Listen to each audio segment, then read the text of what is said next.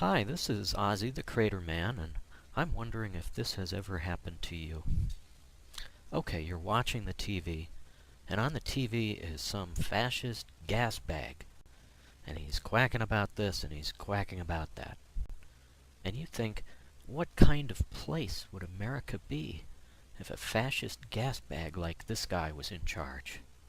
What kind of place would the world be? And then you think to yourself, somebody should hunt down this fascist gasbag and give him what he's been asking for. And then you think, maybe that somebody is me. You think, maybe I should personally hunt down this fascist gasbag and give him what he's been asking for. And so you run it by the wife.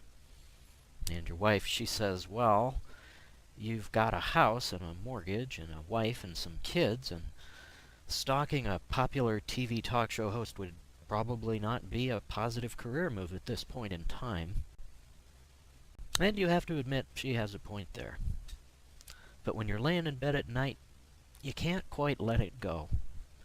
You keep running through some scenarios, trying to imagine how you might still find yourself in a position to give this particular fascist gasbag what he's been asking for. And eventually, it comes to you. What if, for example, society were to break down? All the structures and institutions began to degenerate into chaos, and it was every man for himself. What then? Under the circumstances, would it not be possible for you to hunt down a certain fascist gasbag and give him what he's been asking for? But then you start to think to yourself, why am I thinking so small? If society were to break down, chaos, anarchy, all the institutions, and so on, well then somebody would have to take charge. For the good of the people, you know.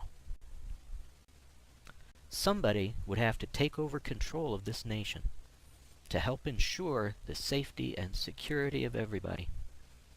And why could not that somebody be you?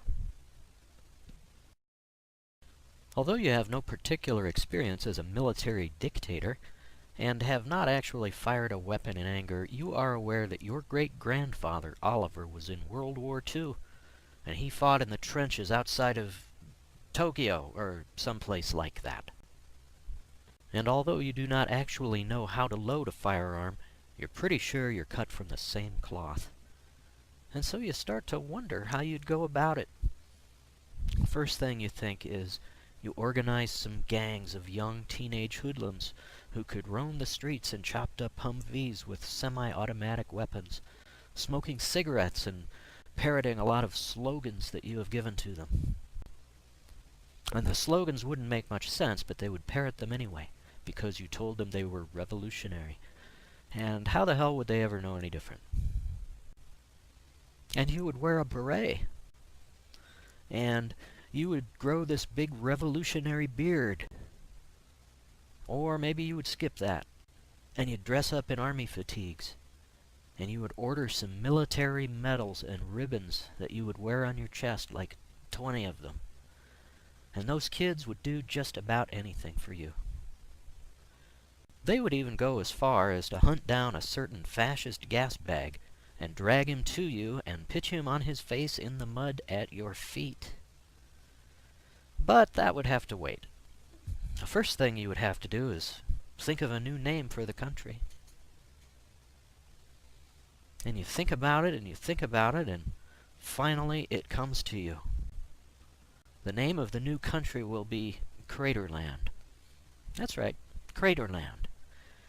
Because you really don't have a lot of imagination. And if anybody doesn't like the name Craterland, they can file a complaint. And then they can find out what happens to people who file complaints in Craterland. After you come up with the new name for the country, which is Craterland, you figure it would be important to establish a new national motto as well. The current national motto, of course, is E Pluribus Unum, which is Latin for chicken shit, as far as you know. So you think of a new motto, and the new motto is this: we can see you from here, because you don't want anybody to forget that, not even for a minute. So after you've established the new name for the country and its new motto, it's time to hunt down all the various malcontents and troublemakers who threaten to undermine the peace and security of this new nation. Now, there's not really that many people who you'd go out of your way to hunt down, but naturally a lot of people will probably have to be shot. But that's only when you have no choice. You know, spies, traitors, poets, people like that. But some folks you go out of your way to find, such as this particular fascist gasbag. So you'll send out a few of your boys to reel him in, and they'll find him and pitch him on his face in the mud at your feet. But you won't go ahead and shoot him, because you're merciful. You're a man of mercy. No, you don't just shoot him, because first there's got to be some kind of trial. And the trial will be on TV so everybody can see it. And if there's a trial, there will have to be a judge. And you will be that judge. You can see it all in your mind, just how it would be. You'd be up on this bench maybe 10 feet high, and you'd have this big judicial beard, this white beard that you grew somehow. And you'd be wearing black flowing judicial robes. And on those robes would be pinned your various military medals and ribbons, because don't fuck with me. And you would have in your hand a gavel of solid gold that has been given to you by the people, because you are so wise and so just. And they would bring in this fascist gasbag, and they would put him in the defendant's cage or whatever. And then the prosecutor would read the charges. And you know who the prosecutor would be?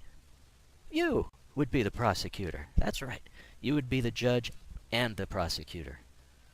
And then it occurs to you that if there will be a judge and a prosecutor, there should also be a defense attorney to represent Mr. Fascist Gasbag. Because this is not some kind of kangaroo court. Oh no. This is a genuine show trial. And you are a man of mercy.